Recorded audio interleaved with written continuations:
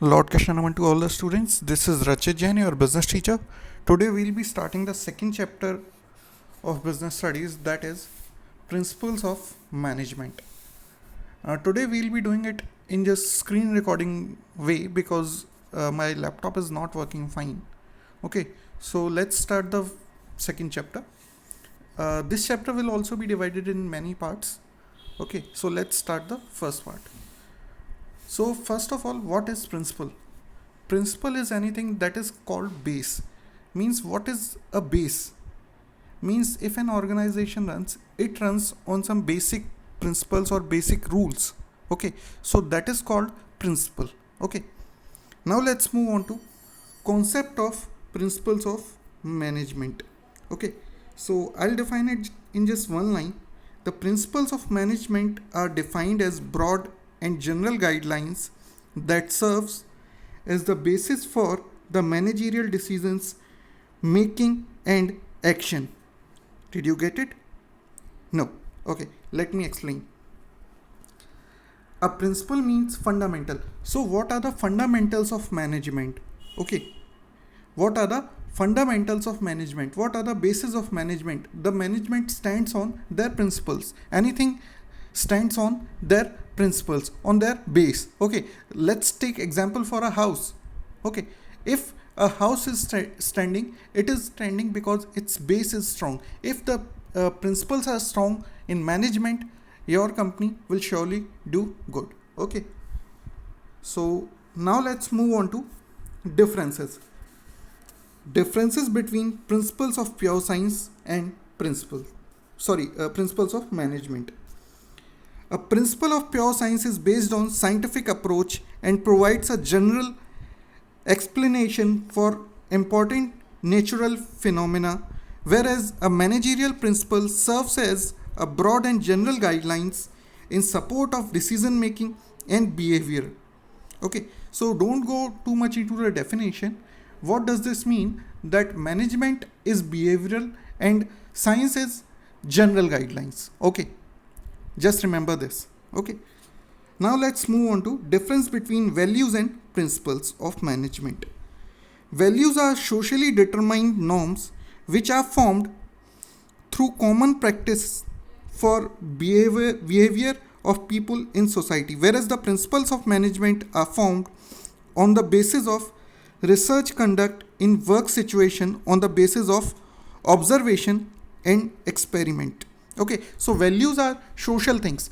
It can vary from person to person. A person has different values and other person has different values, but the principles of management depends on observation and experiments. Okay, now let's move on to difference between techniques of management and principles of management. Okay, so the techniques of management refers to the procedure as well as the methods which require a series of steps to be performed so as to achieve the desired goal. The techniques of management support the application of principles of management in real work situation. Okay, so techniques basically are a supportive things for the principles of management. Okay, so now let's move on to the nature of principles of management. Okay, so let's talk about the nature. So first is universal applicability. The principles of management are deemed to apply in all the types and all the sizes of organization. That I have discussed in previous chapter, that management is needed in every kind of organization, so as the principles of management are needed in all kind of organization, whether it is small or big. Okay, however, these principles need to be applied with modification in the light of the given situation so as to achieve the desired results. That also we have discussed in first chapter, that management is behavioral. Okay, it can differ from organization to organization. The application of management is different from organization to organization. Okay, next is general guidelines. Okay, the principles of management do not provide any ready-made or straitjacket solution to all the managerial problems. Okay, so principles of management doesn't provide all the solutions to all the problems in management.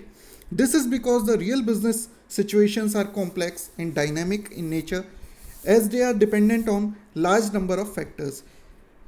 Why this happens? Because real business happens in dynamic organization that kept changing every day or every month or every year.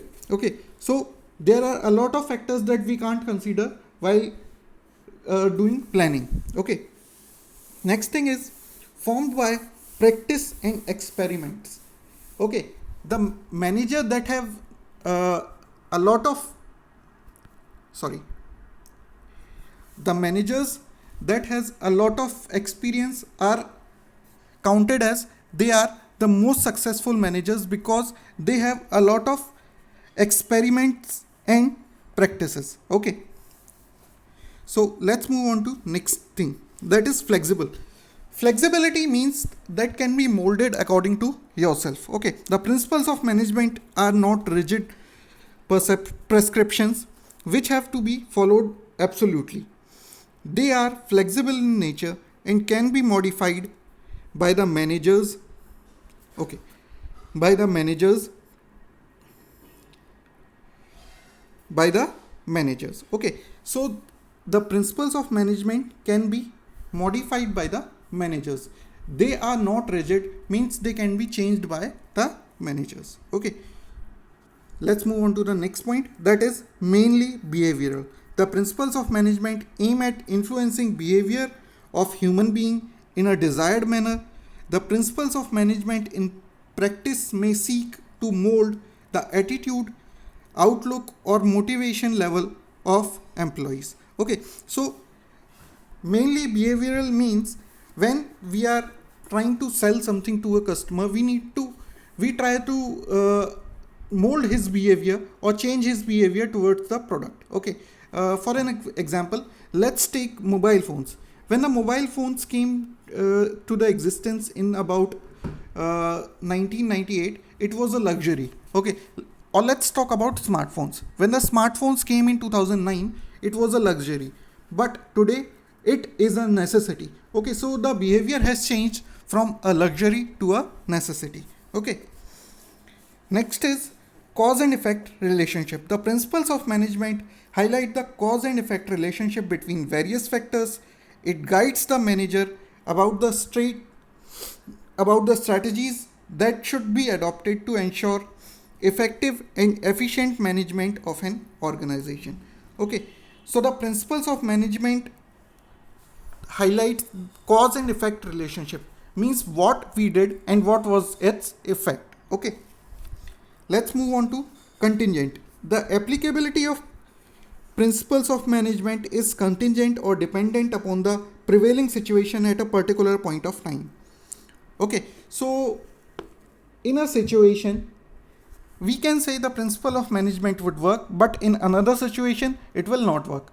Okay, suppose in this lockdown situation, if you are trying to open a mall or a theater, it will not work because the restrictions of the government. Okay, so now let's move on to the significance of principles of management, why it is important.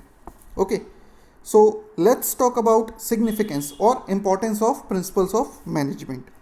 Okay, so first is providing managers with useful insight into the reality. The principles of management provide the managers with useful insights into the real work situation and promote managerial efficiency. Okay, so the principles of management gives and useful insight means they gives a view of future to the manager, means what would be the effect if you do this or you do that. Okay, so that's the insight into the future. Okay, optimum utilization of resources and effective administration. Okay, so when we talk about optimum utilization, the understanding of principles of management enables the manager to be equipped with necessary competence so as to make all their decisions and actions cost effective. We have already read about effectiveness and efficiency. Okay, so when we talk about optimum utilization of resources means fuller utilization of resources. When we do anything according to the principles of management, Okay, so then our organization will be able to utilize our resources fully or optimally. Okay, let's move on to the next point, which is scientific decisions. Okay, the knowledge of principles of management enables an objective assessment of managerial situation or problem in hand. As a result, it enables the sorry as a result it enables the managers to undertake scientific decisions based on logic rather than wishful thinking or guesswork. Okay, so scientific decisions are those decisions that are based on experiments and experiences. Means we do not need to do the guesswork for that. We just need to do the science, means what we have done in past, on that experience we will do in the future. Okay, let's move on to the next point, which is meeting changing environment requirements. Okay, so the business environment is dynamic in nature, and the utility of the principles of management is derived from the fact that they exist in the form of general guidelines. At the same time, they are also flexible in nature. Okay, so I have already told you that management is dynamic function. Means whenever we talk about management, the principles of management needs to be dynamic, because the environment is changing every day or every month or every year. Okay, next is fulfilling social responsibility. Very, very important point. The knowledge of principles of management seeks to develop a sense of responsiveness among them towards the various kinds of social responsibilities and interest groups, be it a customer, employees, etc. Means when we talk about social responsibilities are those things that managers or the companies have towards society. Okay, so why do we need to fulfill the needs of societies? That we have already discussed in the first chapter.